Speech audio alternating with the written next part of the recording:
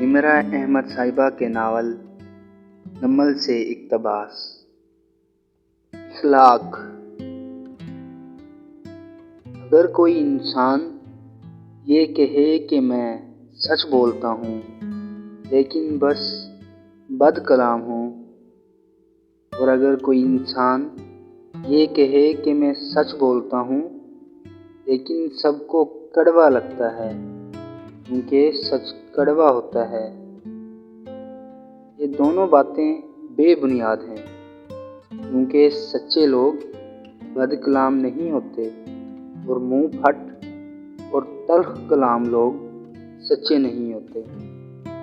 دنیا کی ابتدا سے انتہا تک ہمارے پیارے نبی رحمت للعالمین حضرت محمد صلی اللہ علیہ وآلہ وسلم سے زیادہ کوئی سچا نہیں ہے اور ان سے زیادہ اچھے اخلاق کا مالک نہیں ہے۔